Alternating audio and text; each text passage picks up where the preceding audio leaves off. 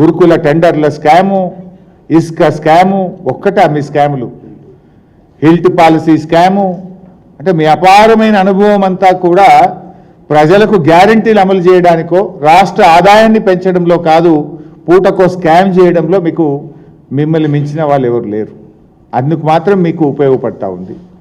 ఇక అప్పుల విషయానికి వద్దాం. నిన్న హడావిడిగా బట్టి గారు వచ్చి డ్యామేజ్ కంట్రోల్ మళ్ళీ గొంతు పెద్దగా చేసి ఏదో గట్టిగా బిగ్గరగా, అంటే నేను ఒకటి అంటున్నా, బట్టి గారు రంకెలు వేసినంత మాత్రాన అంకెలు మారవు. అంకెల్ ఈజ్ ఆల్వేస్ స్టాండర్డ్. ఈ అంకెలకు బడ్జెట్ ఉంది, ఒక కాగ్ ఉంది, సోషో ఎకనామిక్ సర్వే ఉంది, బడ్జెట్ లెక్కలు ఉన్నాయి.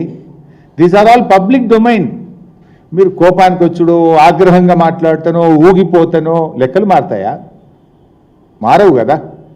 మీరు ఫైనాన్స్ మినిస్టర్ అయ్యి ఉండి ఒక బాధ్యతాయుతమైన రాజ్యాంగబద్ధమైన పదవిలో ఉండి కూడా తప్పులు మాట్లాడొచ్చునా, అబద్ధాలు మాట్లాడొచ్చునా నేను అడుగుతా ఉన్నా.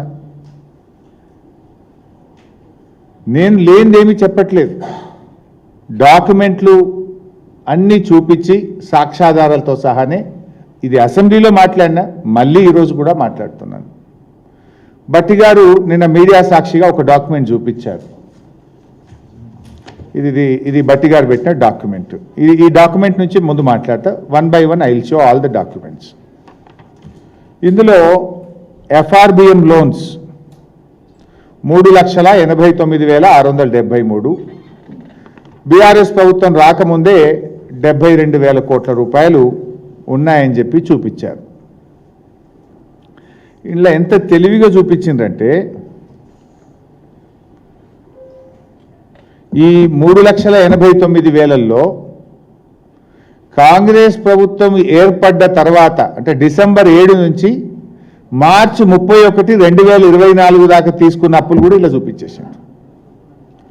డిసెంబర్ 7కు కాంగ్రెస్ ప్రభుత్వం మార్చి 23న ఏర్పడ్డది. ఈ 3,89,000లో కాంగ్రెస్ ప్రభుత్వం ఏర్పడ్డ తర్వాత చేసిన అప్పు, అంటే ఆ 3 నెలల 23 రోజుల అప్పు కూడా ఇలా కలిపారు. దానికి డాక్యుమెంట్ చూపిస్తా. ఆర్బీఐ రిపోర్ట్ పెట్టు బాబు. This is the RBI report. ఇది Reserve Bank of India website నుంచి వచ్చిన రిపోర్ట్. ఇది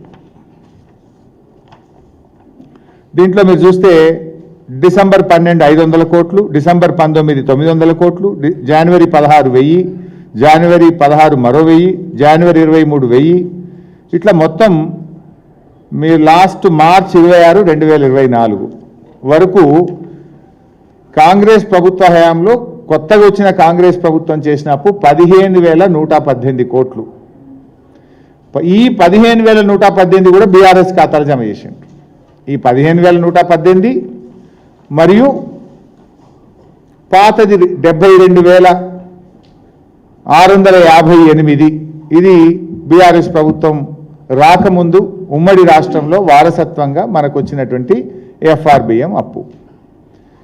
అయితే ఇప్పుడు ఇందులో బట్టి గారు ఏం చెప్తుండ్రు, ఫైనల్గా 5,16,881 ఇక్కడ రాసినారు.